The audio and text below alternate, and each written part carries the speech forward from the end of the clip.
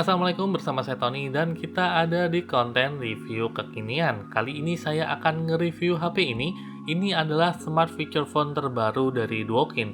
Untuk kalian yang mengikuti ponsel-ponsel dari Duokin, kalian mungkin sudah familiar dengan Duokin atau Kin F21 Pro, Kin F22 Pro seperti itu. Dan di tahun 2023 ini kalian pasti mengira Duokin akan merilis Kin F23 Pro.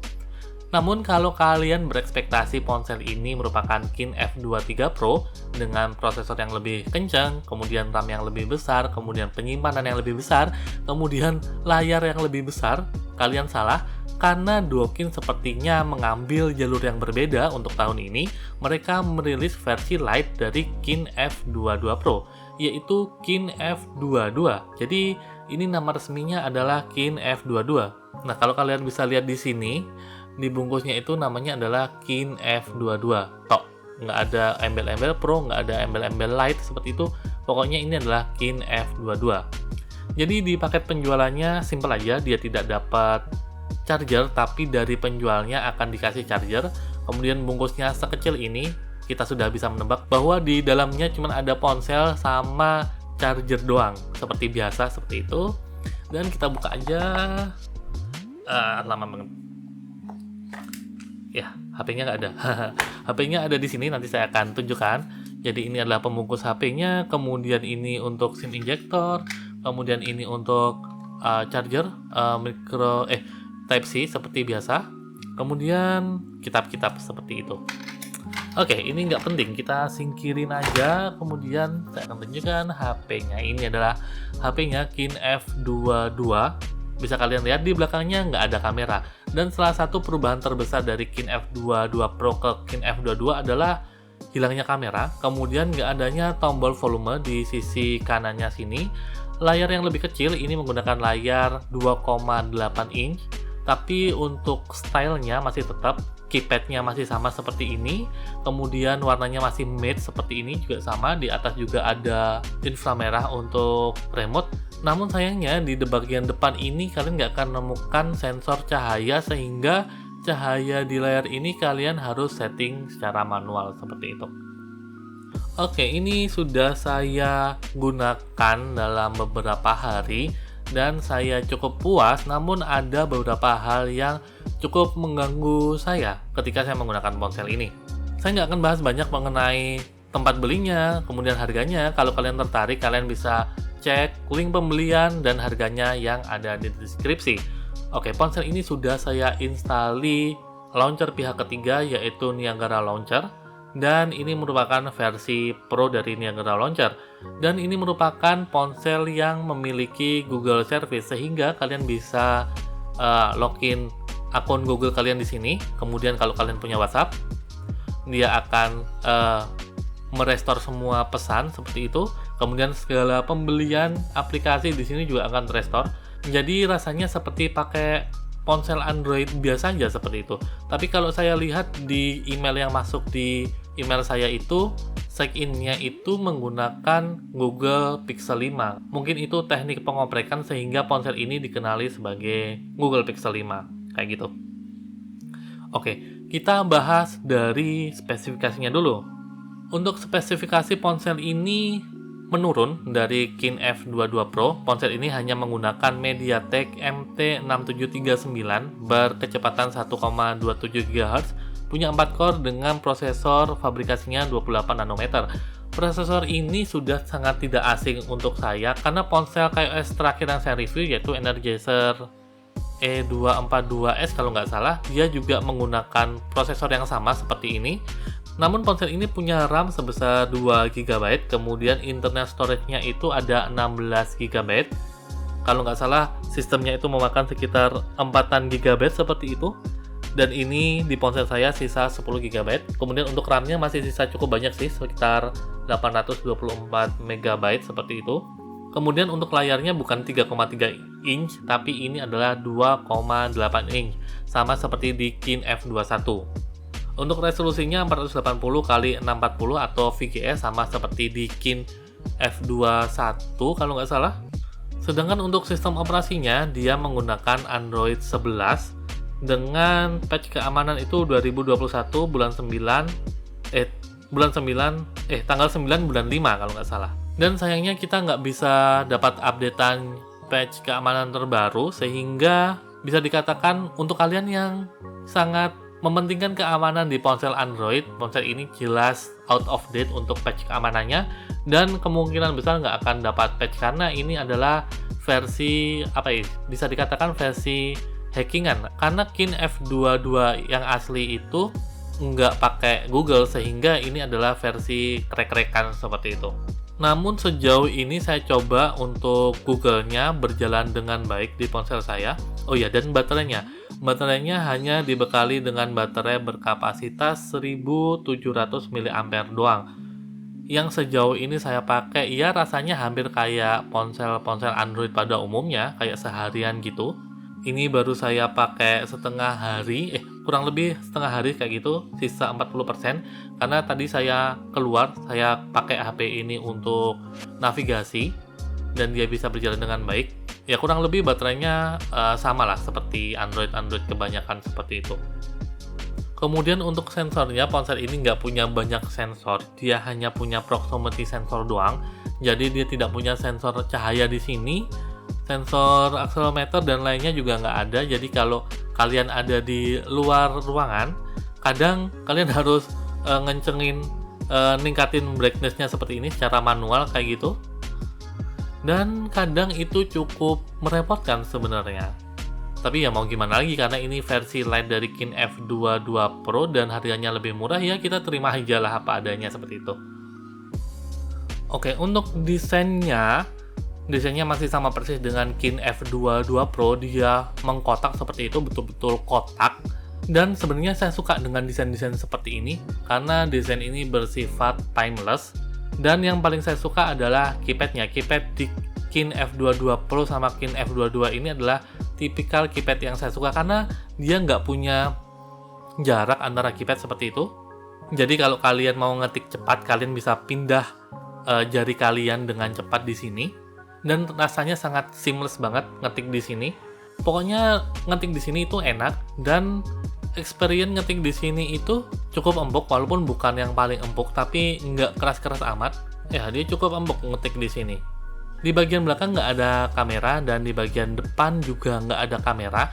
Dan ini merupakan hal yang menurut saya bagus karena kebanyakan kamera di feature phone, sekalipun itu di Kin F21 ataupun Kin F22 Pro, kamera ada itu hanya untuk melengkapi aja, jadi memang tidak difungsikan untuk mendapatkan gambar yang terbaik, sehingga saya merasa kamera itu harusnya dihilangin aja di ponsel-ponsel seperti ini untuk mengurangi cost produksi, dan jadinya seperti ini. Dan saya sangat suka untuk ponsel-ponsel yang nggak ada kamera seperti itu, karena memang saya juga jarang untuk video call dan jarang untuk motret-motret, jadi nggak masalah sama sekali. Kalau kalian berpikir ini akan menjadi masalah untuk mengentautkan WhatsApp dengan WhatsApp web, jangan khawatir karena WhatsApp punya metode untuk mentautkan WhatsApp dengan WhatsApp web dengan nomor telepon kayak gitu.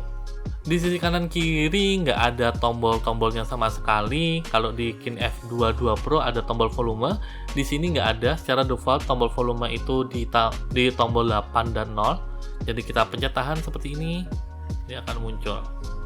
Nggak seintuitif ketika ada tombol volume di sini sih, tapi ya oke lah, nggak apa-apa, nggak terlalu masalah buat saya. Kemudian di sini ada slot SIM, hanya single SIM doang. Di atas ada inframerah untuk remote. Kemudian di bagian bawah ada mikrofon dan port USB Type-C. Ini hanya support kalau nggak salah 5 watt doang, jadi ngecasnya lumayan lama. Tapi untuk 1700 kalau nggak salah ngecasnya sekitar 2 jaman seperti itu. Untuk kualitas layar sendiri seperti biasa, Kin itu menggunakan layar IPS, jadi dilihat dari sisi manapun masih cukup bagus. Dan ini saya sudah dapat screen guard bawaan yang matte, jadi lumayan lah untuk melindungi layarnya seperti itu.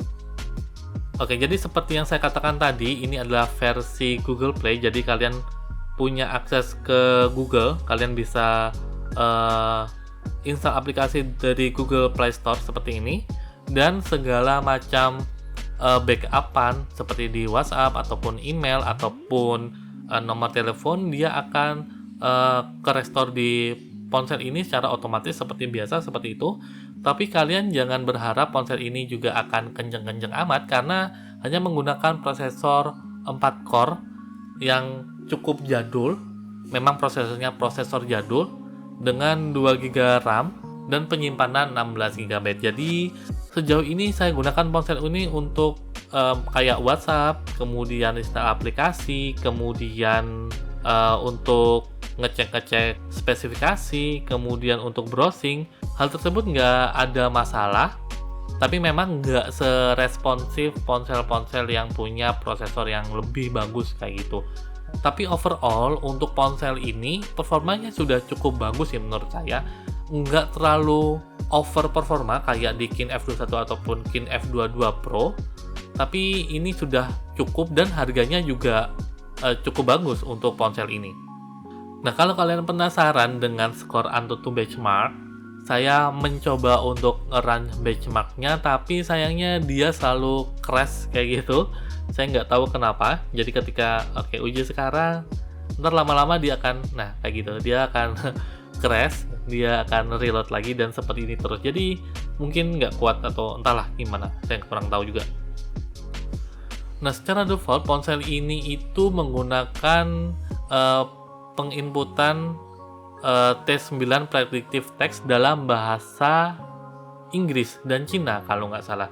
Jadi kalau kalian ingin menggunakan T9 tanpa predictive text, maksudnya mencet-mencet seperti ini, mencet beberapa kali untuk mendapatkan karakter, kalian bisa nginstal itu. Kalau saya biasanya pakai KinePad, kelihatan nggak ya? Biasanya saya pakai itu KinePad ataupun 12K keyboard. Jadi kalian bisa cari di Google. Kalau KinePad yang lebih mudah sih daripada 12K keyboard, dan saya lebih rekomendasi untuk menggunakan KinePad daripada 12K karena lebih enak aja KinePad. Jadi kita bisa menggunakan keypad di sini seperti selayaknya ponsel-ponsel fitur kebanyakan.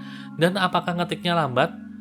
Kalau dibandingkan dengan penggunaan keyboard QWERTY di ponsel-ponsel seperti ini, jelas ngetik di sini lebih lambat.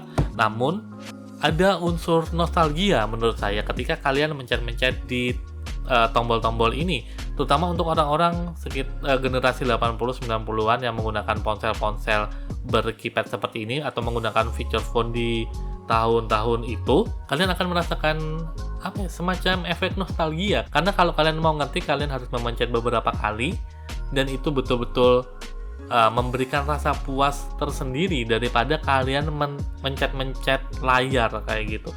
Dan hal tersebutlah yang nggak bisa diberikan dari ponsel-ponsel dengan keypad on screen seperti ini. Saya sendiri merasa cukup puas dengan experience ngetik di ponsel ini, dan saya pernah menggunakan Kin F21 Pro selama 4 bulan. Rasanya hampir sama, experience ngetiknya hampir sama, feel ngetiknya hampir sama, dan kepuasan ngetiknya di ponsel-ponsel Kin itu memang nggak pernah bisa dibandingkan dengan ngetik on screen pada ponsel-ponsel iPhone ataupun Android seperti itu. Nah, namun keluhan terbesar saya adalah ada pada tombol yang kadang bisa dipencet, kadang nggak bisa dipencet, yaitu tombol navigasi ke kanan dan tombol bintang ini. Oke, jadi ketika kalian mau mencet tombol bintang, nah ini tuh nggak bisa. Nah, kalian lihat di sini nggak muncul. Nah, kalau saya pencet kayak gini nggak muncul, tapi kalau saya pencet tombol lain kayak gitu, dia muncul. Tapi untuk tombol bintang itu dia nggak muncul. Nah, kemudian kalau kalian bisa lihat kursornya, saya nggak tahu bisa kelihatan atau enggak ya. Ini kursornya ini saya geser ke, ini ada di antara 5 dan 4, saya geser ke kiri, dia bisa, tapi kalau ke kanan, dia nggak bisa. Nah, malah muncul karakter-karakter tambahan kalau nggak salah. Pokoknya tombol navigasi ke kanan sama ini itu kadang bisa, kadang nggak bisa. Nah, masalah terbesarnya adalah saya nggak tahu ini errornya itu hardware atau software, tapi kemungkinan besar errornya ini adalah error software, karena kalau saya restart dia akan bisa lagi, dia kembali berfungsi normal, tapi lama-lama dia akan seperti itu. Namun hal itu lebih parah ketika saya menggunakan launcher bawaannya. Jadi misalnya Oke, launchernya misalnya saya ganti kayak gini. Kemudian kita ke sini. Dia masih nggak bisa. Bintang ini bisa, tapi ini tombol navigasi kanan ini nggak bisa. Kadang tombol navigasi kanan ini ketika dipencet dia akan muncul tombol angka 789. Kemudian bintang ini akan muncul double bintang 2 kali seperti itu. Pokoknya error aja seperti itu. Intinya error seperti itu. Nah, hal ini saya duga errornya itu merupakan error software dan kemungkinan besar error karena proses penambahan Google Service. Karena ketika saya ganti launchernya, kemudian saya restart, itu kadang bisa kembali normal, namun lama-lama dia juga akan error lagi seperti itu. Nah, ini nggak bisa. Nah, dia muncul angka-angka aneh seperti itu, 789. Tapi kalau saya, nah ini nggak bisa lagi. Tapi kalau saya ganti launchernya pakai Niagara, ininya nggak bisa, tapi 789-nya nggak muncul seperti itu. Ini kalau di restart dia akan kembali normal. Kalau kita menggunakan Niagara Launcher, kalau pakai ini saya kayaknya kurang tahu, kayaknya masih error juga kayak gitu. Saya sedang komplain ke sellernya, moga-moga ada balasan. Tapi ini saya penasaran sih sebenarnya. Kalau dibalikin tanpa atau di reset tanpa adanya Google Play Store, apakah dia tetap error atau enggak? Saya penasaran, tapi kayaknya hal tersebut nggak akan saya lakukan karena saya lebih memilih ada Google Play Store di ponsel ini daripada untuk benerin tombol ini. Karena sebenarnya tombol ini dan ini tuh nggak terlalu mengganggu sih menurut saya, karena kita bisa menggunakan navigasi di layarnya seperti ini. Kemudian untuk misalnya mau ngecek pulsa, kita bisa install aplikasi MyXL atau Oredo seperti itu. Jadi untuk sementara tombol-tombol ini yang error ini nggak terlalu masalah untuk saya. Oke, kalau kalian masih penasaran dengan ponsel ini, kemudian ada pembahasan yang kelewat dan lain sebagainya, silahkan tinggalkan pertanyaan kalian di kolom komentar dan sebisa mungkin akan saya jawab. Sekian dari saya dan terima kasih yang sudah menonton hingga detik ini. Semoga konten ini bermanfaat. Wassalamualaikum warahmatullahi wabarakatuh.